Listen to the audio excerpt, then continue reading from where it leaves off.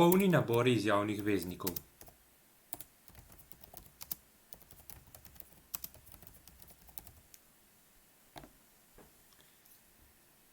No, zdaj v prejšnjih dveh videih smo si pogledali, kako za resničnostno tabelo izjavnega izraza poiščemo neki izjavni izraz, ki ima tako resničnostno tabelo.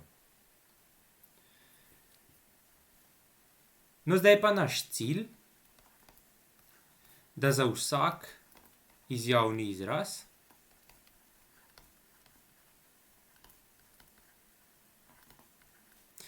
poiščemo neki enakovreden izjavni izraz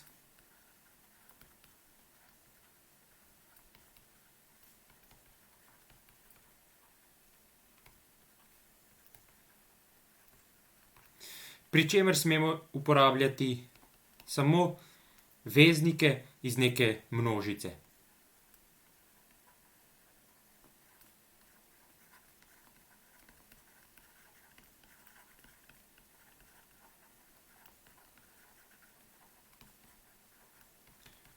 Neke množice.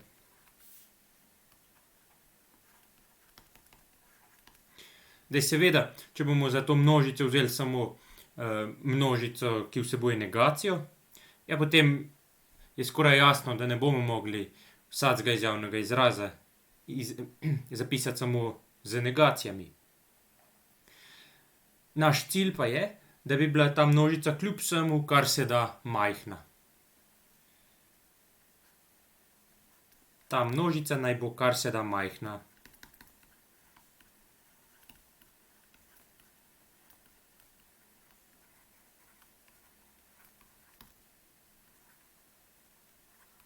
Pa seveda nočemo uporabljati nekih eksotičnih veznikov, ampak bi radi čim manj mestne veznike.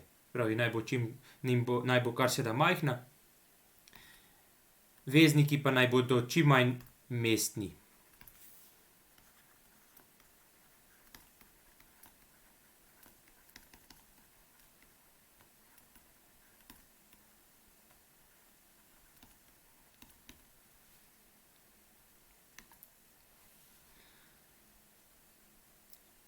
No, in v resnici mi že poznamo eno zelo majhno množico, zelo malo vezniki, ki izpolnjuje ta cilj. Samo malo pomislite, kaj smo v resnici naredili v prejšnjih dveh videih, ko smo zgradili DNO in pa KNO. Se pravi, imeli smo podano resničnostno tabelo, to je isto, kakor bi imeli podan nek izjavni izraz. Potem pa smo poiskali nek enakovreden izjavni izraz, ki je vseboval zelo malo veznikov. In sicer natanko 3, negacijo, konjunkcijo in pa disjunkcijo. Ta cilj izpolnjuje na primer množica negacija, disjunkcija, konjunkcija. To sledi iz DNO in KNO. Iz ene od teh. Bodisi DNO, bodisi KNO.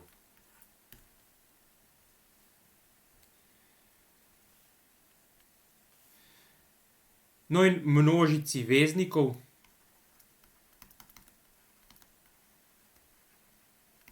pa bomo to množico označili s pisanim N, pravimo poln nabor izjavnih veznikov.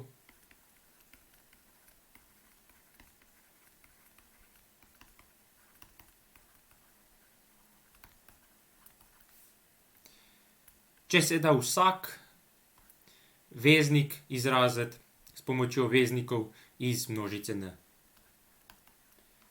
Če se da vsak veznik in posledično vsak izjavni izraz izraziti samo z izjavnimi vezniki iz N.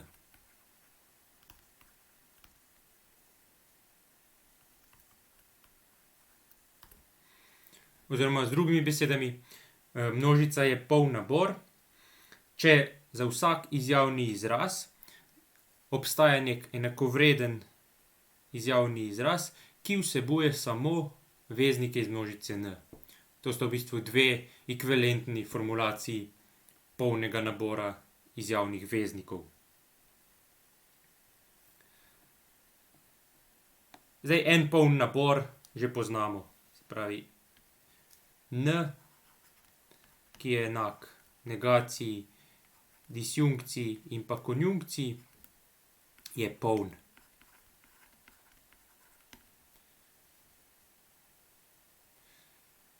Ampak jaz trdim, da je tudi n1, ki je enak samo negaciji in pa konjunkciji, tudi poln.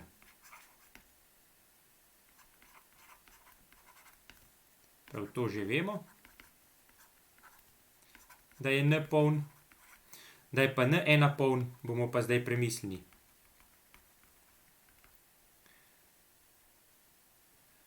No, v resnici, kaj pa moramo narediti? Ja, vsak izjavni veznik lahko izrazimo z negacijo, disjunkcijo in pa konjunkcijo. To že vemo. Če pa znamo vsak izjavni veznik, se pravi, če pa znamo konjunkcijo izraziti samo z negacijo in pa disjunkcijo, potem se lahko pa tudi konjunkcije znebimo iz tega pisanega n-ja in to dokaže potem, da je n1 poln. Kako pa bi konjunkcijo izrazili samo z negacijo in pa z disjunkcijo? Ja, napišemo tukaj p in q. Moramo zapisati v enakovredni obliki, samo z negacijo in disjunkcijo. Zdaj se pa tukaj spomnite zakonov izjavnega računa. En zakon, ki vsebuje tudi negacijo in je eden od tistih, za katere smo rekli, da je pomemben, nam konjunkcijo spremeni v disjunkcijo. Pa mogoče pogledajte tole tabelo, pojdite čez te zakone in boste hitro videli, da je to De Morganov zakon. Prav, De Morganov zakon, ga bom tle še enkrat napisal, pravi, da je ne p ali q enako ne p in ne q. Prav, to je De Morganov zakon.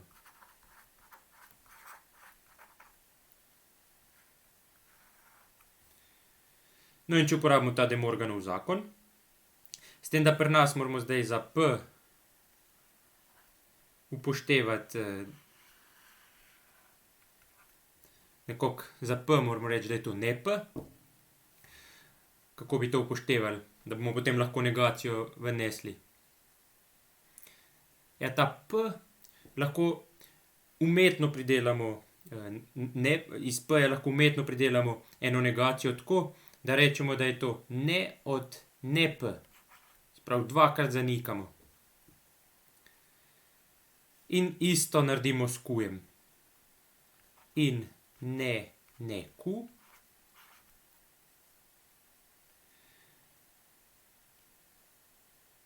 No, zdaj pa lahko eno od teh negacij od vsakega člena nesemo po De Morganu pred oklepaj. Prav, dobimo ne, potem pa ne p ostane, potem konjunkcija gre v disjunkcijo in ne q ostane. In kaj smo naredili? Ja, konjunkcijo smo izrazili samo z negacijo in pa z disjunkcijo. Ja, to pa pomeni, da je n1 poln nabor.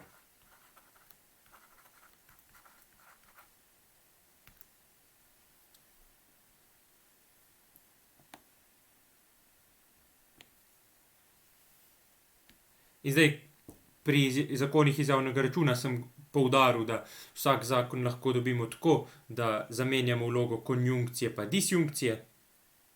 Tako da tudi tukaj ni razloga, da bi bil samo nabor n1 poln, ampak je tudi nabor n2, ki vsebuje samo negacijo in pa konjunkcijo tudi poln.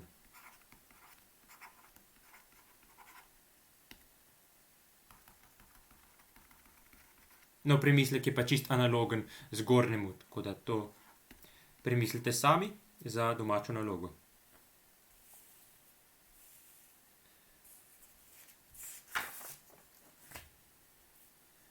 Pa dajmo še pogledati še en poln nabor. N3. N3 naj pa bo sestavljen iz negacije in pa implikacije.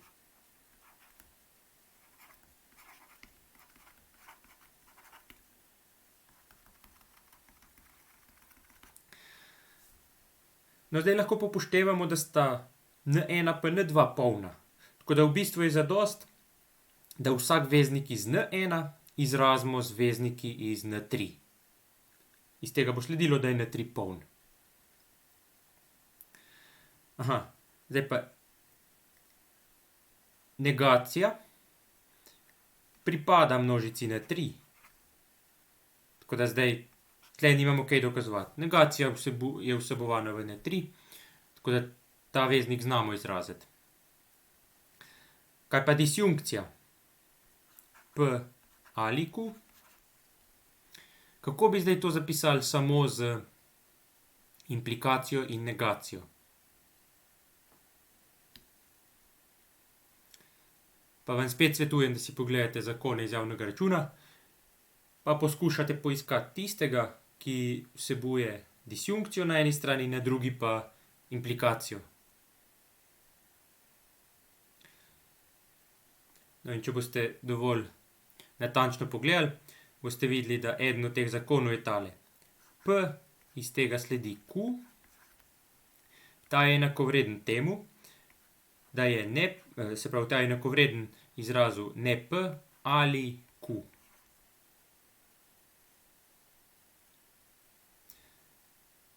No, mi pa imamo tukaj skoraj nekaj takega P ali Q. Tako da, tako kot zgoraj, moramo zdaj ta P ima zdaj vlogo ne P-ja. In tako kot zgoraj umetno pridelamo ta ne P. In sicer tako, da dvakrat zanikamo P. S tem nismo nič še naredili. No, dosegli pa smo to, da zdaj pa lahko uporabimo ta zakon iz javnega računa za implikacijo. In sicer dobimo, da je ne od ne P ali Q ekvivalentno ne P iz tega sledi Q.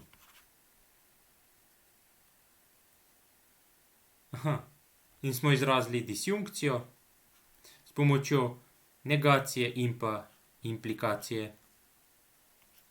To pa pomeni, da je N3 poln.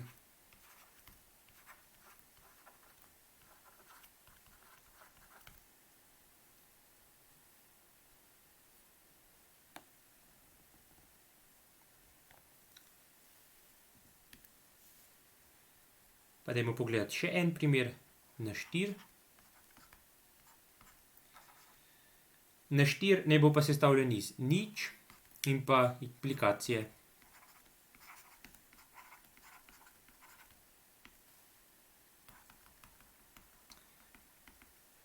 Zdaj, ko pa dokazujemo polnost N4, lahko pa že upoštevamo polnost N3.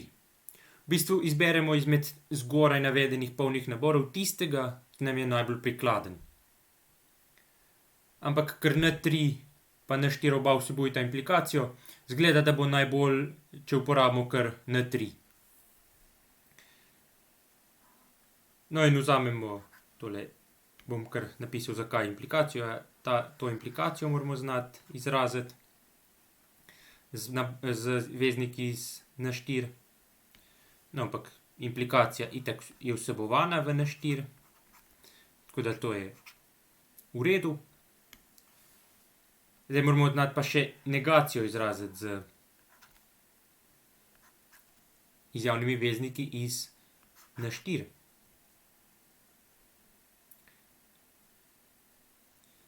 Zdaj vam pa spet priporočam, da greste gledati tisti PDF ali pa natisnjeno verzijo PDF-ja z zakoni iz javnega računa in poskušate poiskati, kje bi ta NP in pa implikacijo lahko povezali, pa še ničlo lahko nekje vmes vrinete.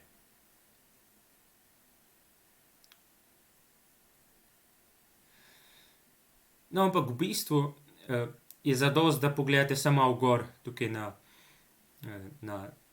k dokazu N3. Tukaj imamo zapisan tale zakon iz javnega računa, P iz tega sledi Q je enakovredno NP ali Q. Tukaj nam NP že nastopa. No, ampak če k NP damo še disjunkcijo z nič, se vrednost ne bo nič spremenila. Sprav, NP je enakovreden NP ali nič. Ta nič iz disjunkcije izgine. Ja, zdaj pa če direktno pogledamo gor, če za P vzamemo P, za Q vzamemo nič, potem je to enakovredno P iz tega sledi nič.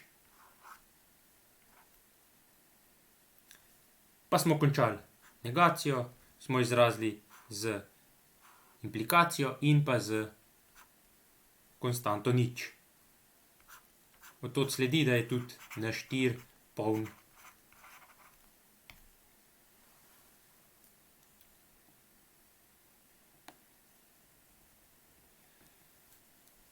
No, če povzamem.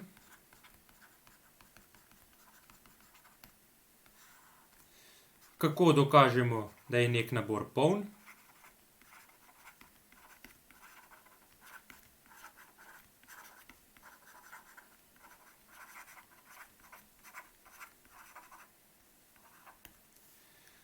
Tako, da vse veznike iz nekega polnega nabora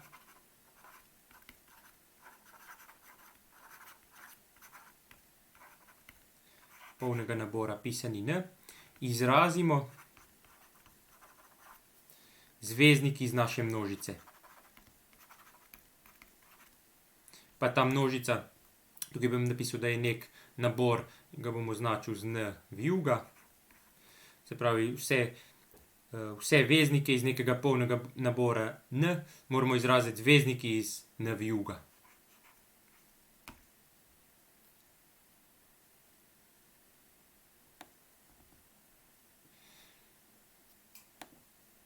No, morda se pa to ne bo dalo. Ampak kako pa bi dokazali, da se to ne da?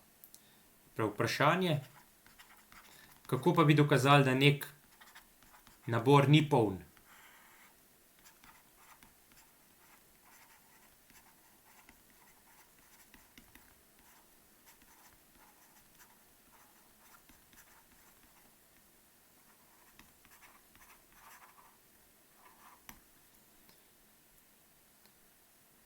Zdaj, tukaj je en zelo kratek odgovor, in sicer težko. Ni nekega recepta, kako bi se lotili dokazovanja, da nek nabor ni poln. Treba je opazovati in poizkušati. No, in en nasvet pa je, poskušamo najti neko lastnost, ki jo ta nabor, sprav, da nek nabor, pa zdaj dajmo ga napisati z N vijuga ponovno, poskušamo najti lastnost, ki jo N vijuga ohranja, pa je ne bi smel, če bi bil poln.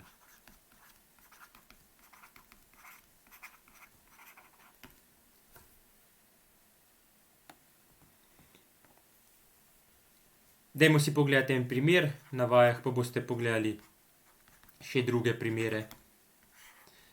Recimo, dokažimo, da N vijuga, ki vsebuje implikacijo in pa ekvivalenco, ni poln nabor.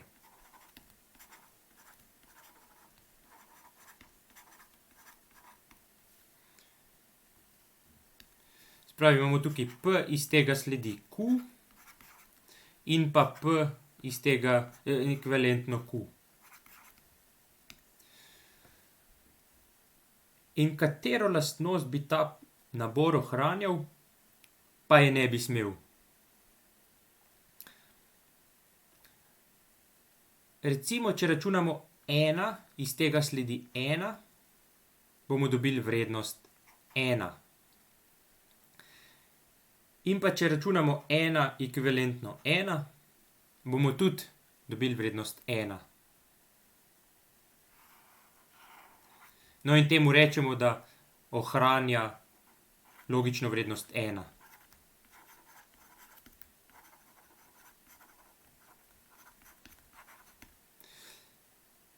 In tega seveda ne sme, zaradi tega, ker ni težko najti nekega izjavnega veznika, ki ne bo ohranjal logične vrednosti ena. Se pravi, če mi sestavimo neki izjavni izraz, pa za izjavne veznike izberemo samo implikacije pa ekvivalence, potem pa v izjavne spremenljivke vstavimo same enke, potem kakršenkoli bo ta izraz, bo na koncu logična vrednost ena. Seveda pa, recimo, da vzamemo ne p in q, pa tukaj not stavimo za p pa q vrednost ena. Ja, ne p in q, ne ena in ena, to bo ne ena, ja, to bo nič. To pa pomeni, da ne p in q ne moremo izraziti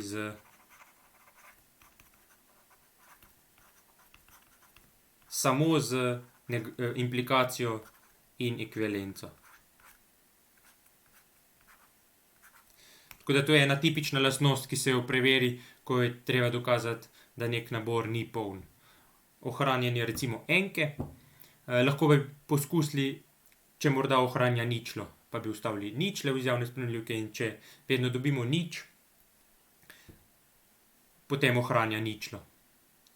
Zdaj, druga možnost pa je, da bi vstavili enke, pa bi dobili nič, in to za vse veznike, ali pa ničle, pa bi dobili ena, in to za vse veznike. To pa bi bila lastnost, da spreminja logično vrednost.